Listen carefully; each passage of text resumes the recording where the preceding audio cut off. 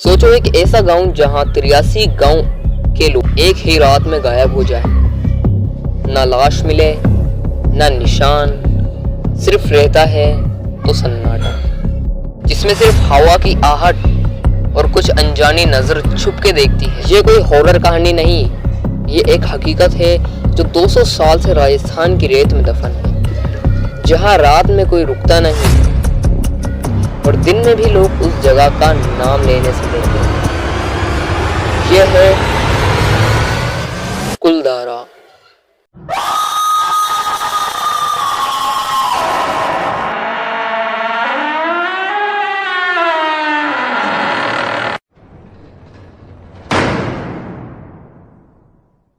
अस्सलामुअलैकुम दोस्तों, मैं हूं कासिम और आप देख रहे हैं कासिम अनलॉक, जहां हर राज खुलता है एक नए ट्विस्ट के साथ। तो शुरू करते हैं आज का ये बेहतरीन और धमाकेदार वीडियो।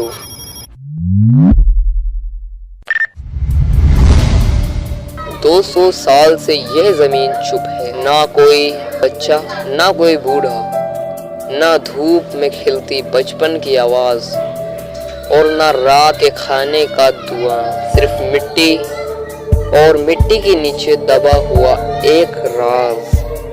कुलधारा सिर्फ एक गांव नहीं, यह 83 गांवों का एक बड़ा समृद्ध बस्ती थी। और एक रात बिना किसी चेतावनी के, बिना कोई सामान उठाए, सब कुछ छोड़कर लोग चले गए। पीछे रह गया तो सिर्फ सन्नाटा। कहीं कोई ताला नहीं टूटा, ना खून बहे, लेकिन जाते जाते उन लोगों ने कुछ छोड़ा। एक श्राप, एक बद्दुआ कहते हैं उस रात कुलधारा के लोगों ने आखिरी बार आसमान की तरफ देखा और कहा, जो यहाँ बसेगा उसकी मौत भी यहीं होगी। और आज तक 200 साल बाद भी जिसने भी इस जगह को बसाने की कोशिश की, उसकी कहानी अधूरी रह गई। कोई पागल हो गया तो कोई बीमार, और कुछ लोग वापस ही नहीं आए। लोग कहते हैं रात में यहाँ किसी के चलने की आहट होती है। पैर नहीं दिखते, लेकिन मिट्टी हिलती है।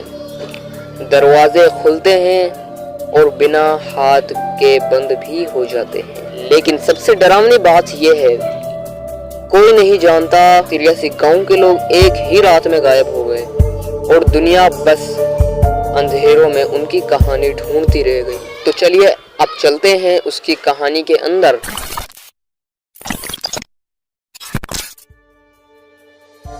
ये कहानी शुरू होती है एक नाम से, सलीम सिंह, राजस्थान का एक अमीर और लालची जालिम दीवान, जिसका एक ही शौक था, ताकत और खौफ। सलीम सिंह के पास पैसा था, सेना थी और राजघराने से सीधा कनेक्शन था।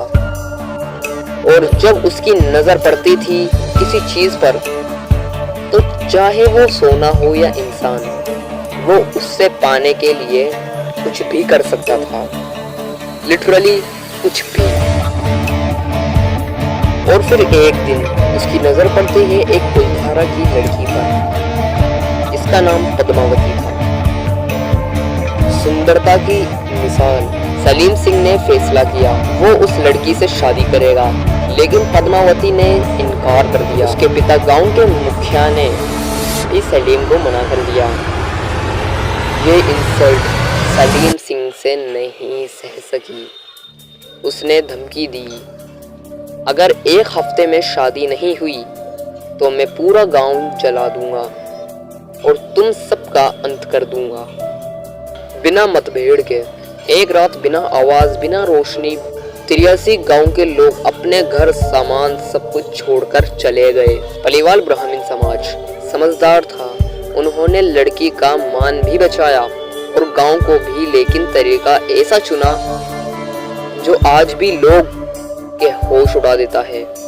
जाने से पहले एक श्राप दिया, कुलधारा कभी नहीं बसेगा, जो बसेगा बर्बाद हो जाएगा।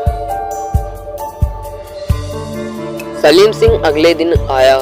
न लड़की थी, न लोग, बस था तो एक खाली शहर और हर दीवार पर लिखा हुआ था श्रापित है ये जमीन।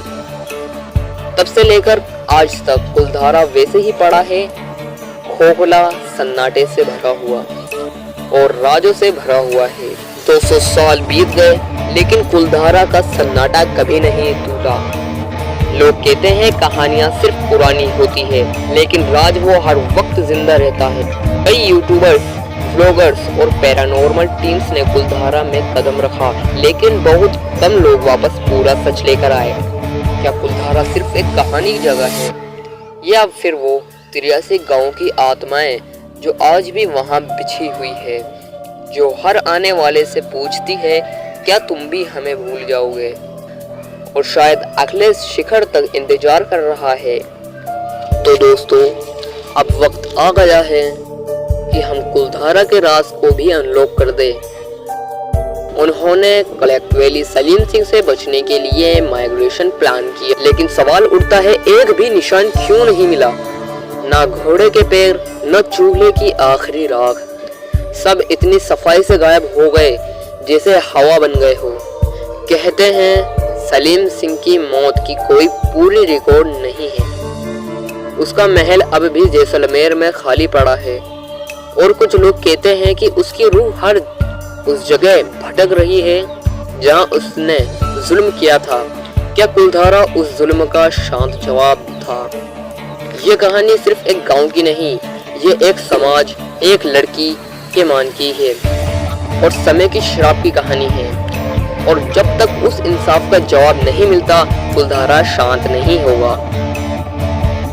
आपका क्या कहना है? कुलधारा में आत्माएं हैं? क्या कुलधारा में आत्माएं हैं, या ये सब दिमाग का खेल है? कमेंट में लिखो अनलॉक्ड। अगर आपको लगता है राज अब खुल गया है, और ऐसे ही मिस्टीरियस के लिए जुड़े रहो मेरे साथ।